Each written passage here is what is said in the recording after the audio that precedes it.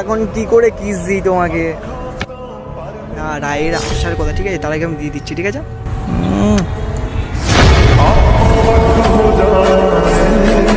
আর দিতে পারবো না, ভাল লাগছে না আমার।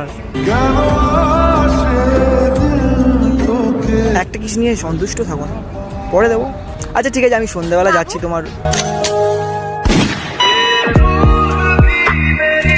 দেখো আমি একটা কথা বলবো, তুমি যেহেতু সব দেখেই নিয়েছো, তো আমি তোমাকে একটা কথা বলতে চাই। আমি রিলেশনে থাকতে পারবো না। আমি একটা কথা বলবো, বলো। আমার মন ভরে গেছে তোমার দিকে, আমার ভালো লাগে না তোমার। এখান থেকে কথাটা বললাম, এখান থেকে।